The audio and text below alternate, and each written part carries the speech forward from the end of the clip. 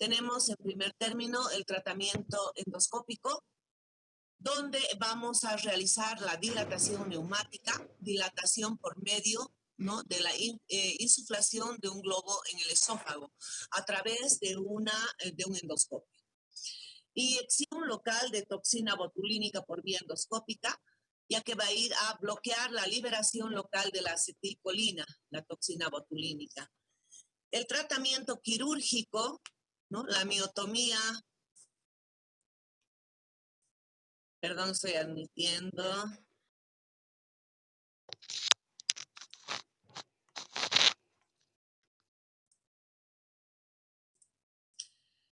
La miotomía quirúrgica o miotomía de Heller es el tratamiento definitivo, sección de las fibras musculares del esófago distal al cardias, va a solucionar el problema del esfínter esofágico inferior y bueno, pero lo que puede ocurrir es que el paciente como complicación presente un reflujo gastroesofágico patológico. Tenemos la esofagectomía transdiatal, megaesófago crónico, muy difícil y alto riesgo de cáncer. Extirpar parte o todo el esófago también es muy complicado. Bien, siguiente tema, enfermedad por reflujo gastroesofágico. Ustedes saben, chicos, que normalmente en forma fisiológica existe un reflujo del contenido gástrico hacia el esófago. Este reflujo es mínimo, pero en alguna circunstancia puede ocurrir que este reflujo aumente. Si el reflujo del contenido gástrico hacia el esófago aumenta, ya estamos frente a esta entidad que es la enfermedad por reflujo gastroesofágico. En este sentido, chicos, tenemos que acordarnos que el epitelio del esófago es, Gabriela García, ¿cómo es el epitelio del esófago normalmente? Cilíndrico. Secretor. No, cilíndrico. No me acuerdo muy bien. Primero, Gabriela, primero, anatomía, y tenían trabajo además. Vamos con, a ver, Dani. ¿Dónde está Dani?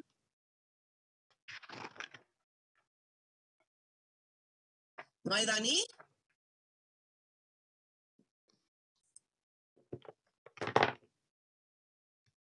Se ha ido.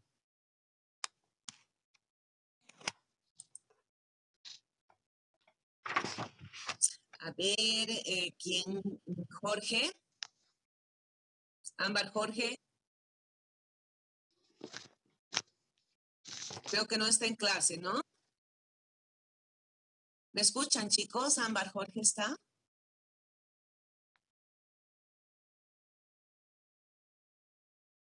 No está. Bien, a ver, Paola Mayorga.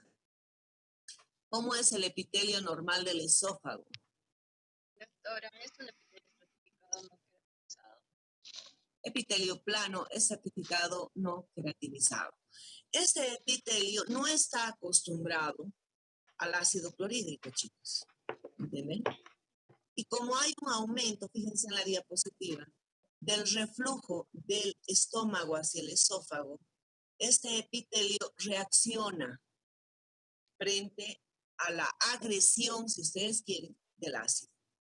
Y a eso se conoce con el nombre, chicos, de enfermedad por reflujo gastroesofágico.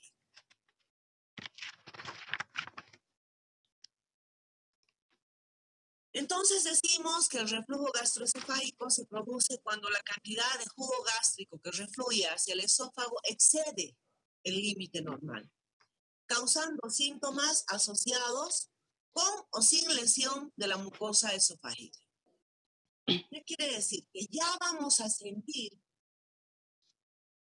el reflujo cuando incluso no hay lesión a nivel de la mucosa. Vamos a sentir el reflujo, algo que refluye desde el epigastrio hasta la boca. El paciente nos va a decir, doctor o doctora, siento que el contenido de mi estómago se viene hacia arriba. Ya estamos frente a este síntoma, que es el reflujo.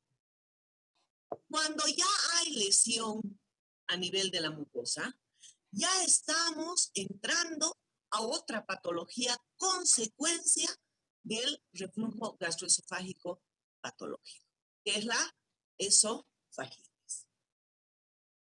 ¿Cuáles son las causas? La principal causa es la disfunción del esfínter esofágico inferior. Este esfínter esofágico inferior disminuye en su tono, si ustedes quieren, se hace hipotónico y permite que el contenido gástrico refluya hacia arriba. ¿Y cuáles pueden ser las causas que determinen esta alteración funcional, podríamos decir, del esfínter esofágico inferior? Transitoriamente, algunos alimentos como el café, el alcohol, el chocolate, las comidas grasosas, la menta, determinan una disminución en el tono del esfínter esofágico inferior. Medicamentos como los beta-agonistas, antagonistas del calcio, anticolinérgicos, nitratos y algunas hormonas, como por ejemplo la progesterona. Y tenemos aquí, vean en la diapositiva, la nicotina. ¿Quién tiene nicotina? Jocelyn.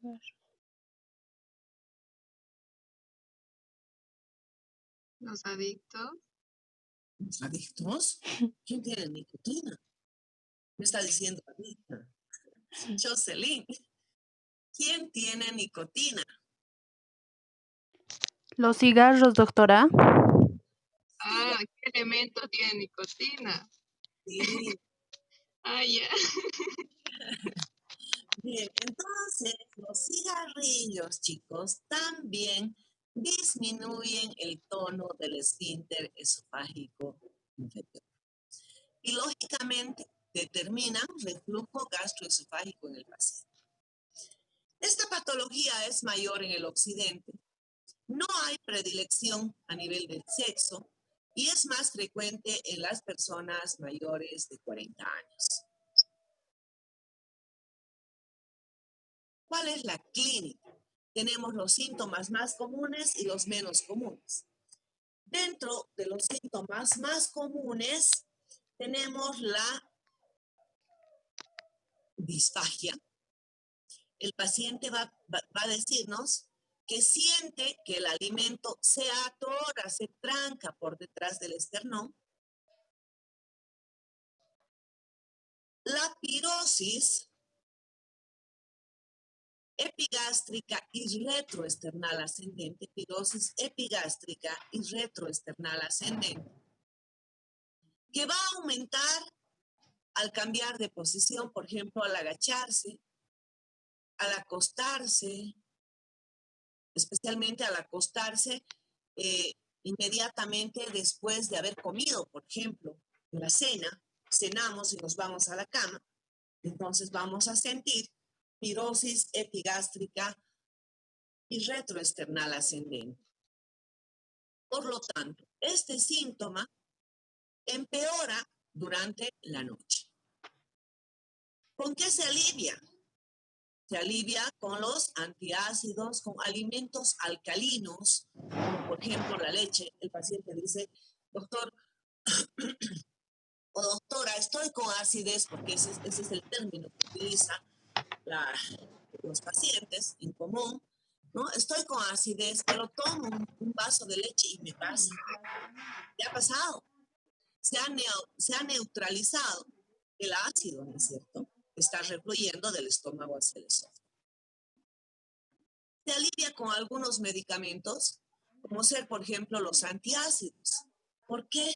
porque lo mismo, se está neutralizando ese ácido que está refluyendo del estómago al esófago. Náuseas generalmente después de alimentarse, de comer, y los menos comunes, la regurgitación. Dice, yo como y bueno, siento que la comida está en mi boca. Y como ustedes saben, cuando el reflujo es mayor, es abundante, sube hasta, hasta la faringe y anatómicamente de la faringe a la laringe no existe más que 2 milímetros, chicos, con 2 orificios contiguos. Y si el reflujo es mucho, es abundante, fácilmente de la faringe se va a pasar a la laringe. ¿Y qué va a ocurrir? Se va a entrar al árbol respiratorio. Y como consecuencia de aquello, chicos, aunque el paciente no sea un paciente neumológico, va a tener síntomas respiratorios. Por ejemplo, tos. Si nosotros auscultamos a ese paciente, vamos a escuchar signos de broncoespasmo. ¿Cuáles son los signos de broncoespasmo? A ver.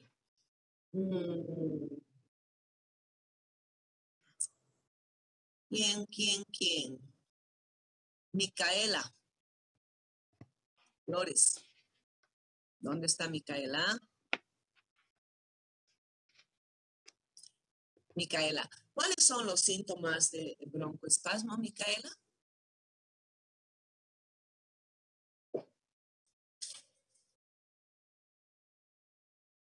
Semiología.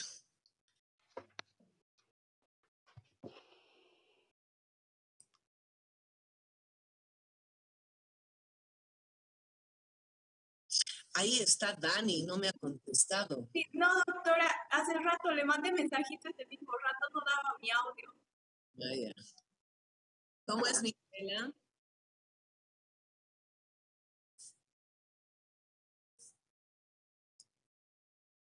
Está con su micrófono apagado, Micaela. Encienda su micrófono. En su micrófono, eso.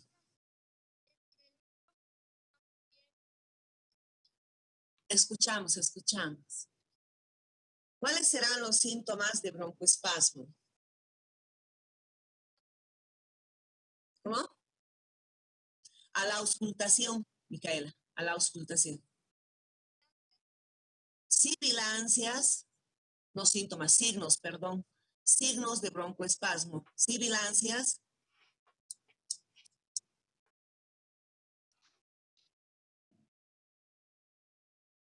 broncos y sibilancias, ¿no es cierto? Signos de broncoespasmo. Dificultad para deglutir, que se conoce con el nombre de disfagia. La dificultad para la deglución es la disfagia. El paciente puede tener hipo, disfonía, que es la ronquera o cambio de voz. Me he vuelto de repente, doctora, ronco. Estamos hablando de disfonía. Y dolor a nivel del istmo faucial, porque en muchas circunstancias el reflujo llega hasta el istmo faucial y el ácido provoca inflamación a nivel de la mucosa del istmo faucial.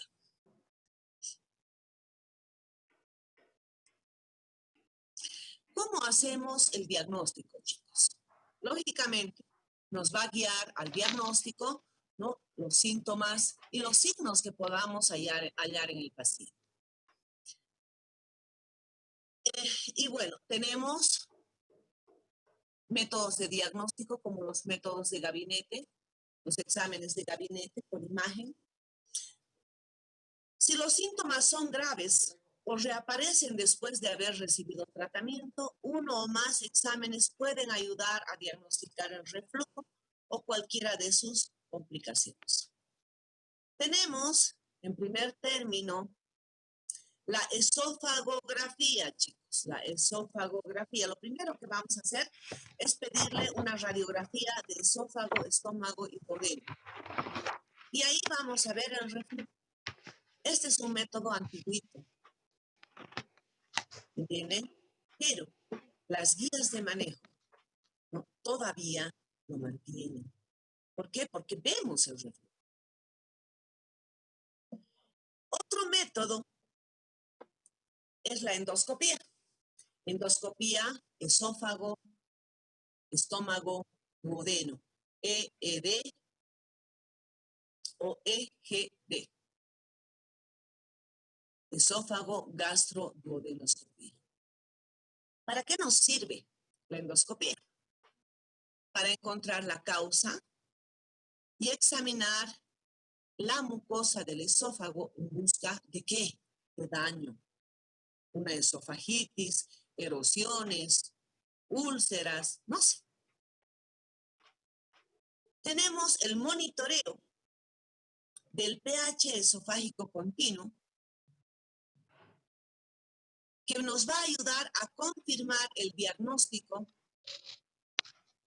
que no haya estado claro en cuanto a síntomas y signos. Y tenemos la manometría esofágica que nos va a dar la presión del esfínter esofágico inferior y nos va a dar el diagnóstico etiológico de lo que tenga nuestro paciente. Por lo tanto, en la enfermedad por reflujo gastroesofágico, el gold estándar en el diagnóstico es la manometría esofágica, chicos. El gold estándar en el reflujo gastroesofágico es la manometría esofágica. Nos va a ayudar a planificar el tratamiento,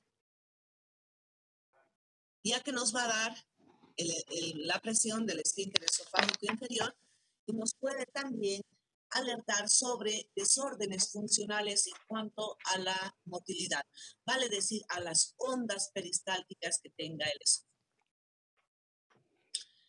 ¿Qué vamos a hallar, chicos? En la esofagografía nos va a servir para detectar secuelas morfológicas de reflujo, esofagitis por reflujo, estenosis péptica, esófago de Barrett y, bueno, en último término, un adenocarcinoma. Aquí tenemos rayos X de esófago, ¿no? Tenemos un esófago normal. Aquí vamos a ver una onda peristáltica a nivel del esófago que está más o menos en relación con una zótica, estenosis péptica. Aquí tenemos una asimetría en el borde del esófago. ¿Cómo hacemos el tratamiento? Los objetivos son controlar los síntomas, vale decir, hacer un tratamiento sintomático. Para esto, ¿qué vamos a hacer? En primer lugar, le vamos a dar a nuestro paciente medidas higiénico-dietéticas. Le diremos que no consuma los alimentos que hemos mencionado, que determinen una hipotonía a nivel del esfínter esofágico inferior. Le diremos que no se acueste inmediatamente después de cenar, que lo haga, no sé, 2 horas después, que eleve la cabecera de su catre más o menos una cosa de unos 10 a 15 centímetros para evitar el reflujo. Y también tenemos que tratar la esofagitis, ¿no? Bueno, el tratamiento se va a basar, ¿no es cierto?, en 2 aspectos. Uno, que tendría que ser la neutralización del ácido, y lo podemos hacer con un antiácido. Lo podemos hacer con bloqueadores de bomba, como ser el omeprazol y sus derivados, bloqueadores H2, la ranitidina, la famotidina, y el tratamiento definitivo, chicos, con cirugía. Una cirugía antirreflujo correctiva, y bueno, la técnica que se utiliza es la técnica de Nissen. 80% de los pacientes que es tratado con medicamentos tienen un reflujo gastroesofágico recurrente, pero no progresivo. 20% de los pacientes que tienen una forma progresiva de la enfermedad es importante ya que pueden desarrollar complicaciones graves. El tratamiento quirúrgico debe ser considerado en una fase temprana para evitar las secuelas de la enfermedad. Con el tratamiento médico, chicos, no se va a curar la enfermedad por reflujo gastroesofágico. Eso es un hecho. Pueden darle ingentes cantidades de antiácido, bloqueadores de bomba, todo junto, no va a curarse. Lo que nos va a ayudar, por ejemplo, es los procinéticos, que van a aumentar el tono del esfínter esofágico inferior momentáneamente también, mientras esté actuando el medicamento para evitar el reflujo. En resumidas cuentas, chicos, con el tratamiento médico el paciente tendría que estar toda su vida para evitar las complicaciones. El tratamiento definitivo en estos pacientes es el quirúrgico.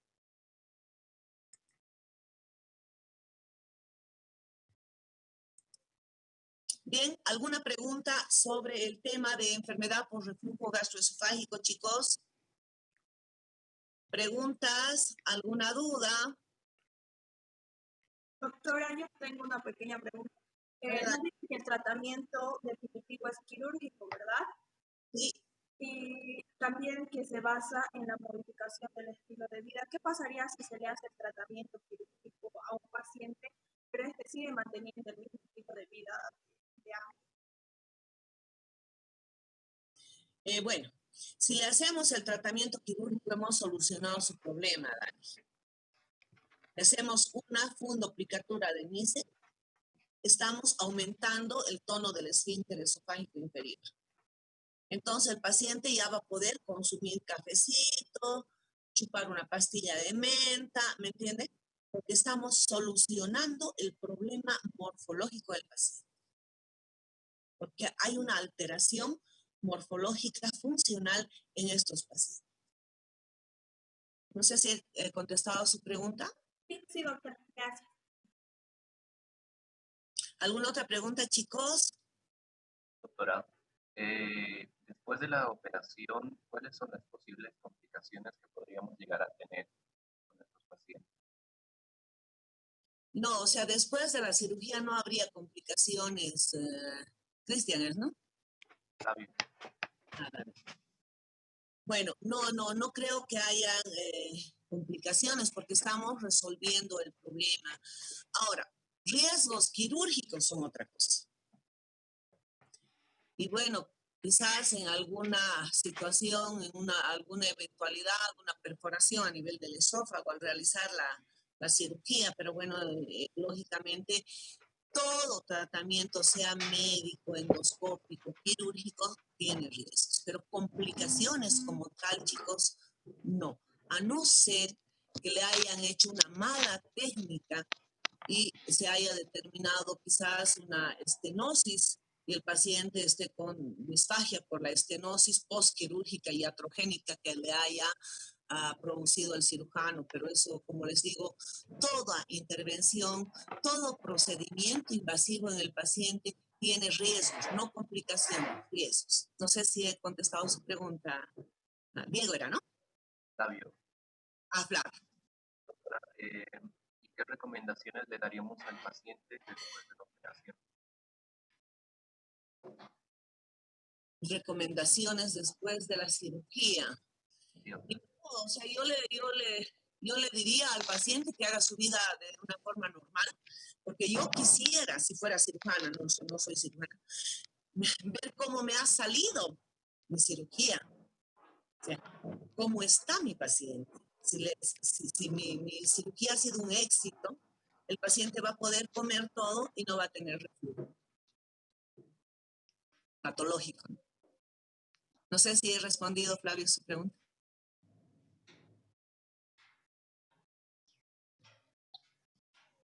Doctora, una consultita. Nos mencionaba que el 80% de los pacientes tratados va a tener un reflujo recurrente pero no progresivo. Y en el 20% los pacientes van a tener una forma progresiva de la enfermedad. Esa parte no me quedó muy clara. ¿Será que podría explicármela, por favor? Ya. estamos hablando de pacientes que solamente van a recibir tratamiento médico, Marcela. ¿Qué quiere decir? Estos pacientes van a recibir procinéticos, van a recibir quizás antiácidos, bloqueadores de bomba, no sé. Entonces, estos pacientes en el 80% van a responder con un reflujo gastroesofágico que va a recurrir en algún momento. ¿Por qué? Porque el tono del esfínter esofágico inferior no se ha modificado, pero no va a progresar la enfermedad. No va a progresar hacia una esofagitis, no va a progresar hacia un esófago de Barrett y por último un cáncer.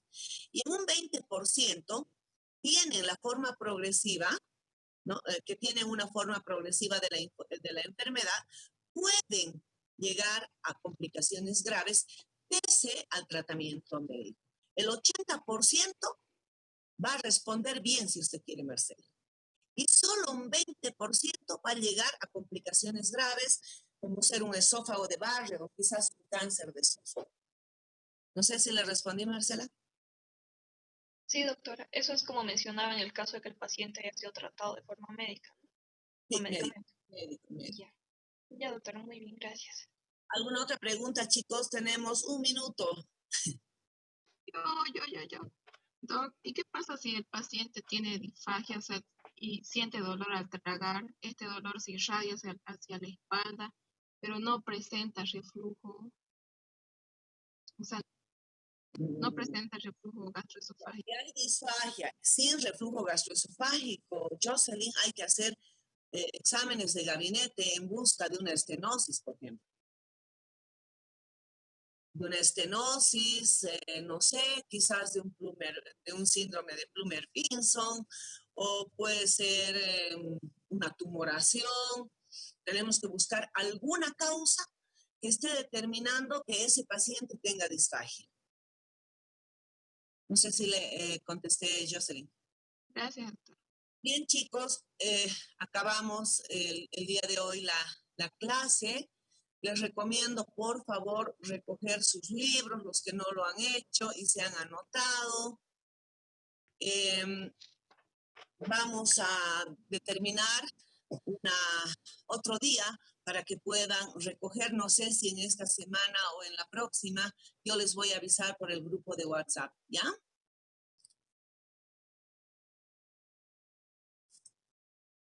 Al respecto, ¿alguna duda sobre los libros? ¿Alguna duda? Doctora, disculpe, entonces el día que usted nos indique se puede recoger recién. No, esta mañana ya han recogido, pues. Pero algunos no, digamos. Por eso digo, ¿qué día puedo recoger? Los que faltan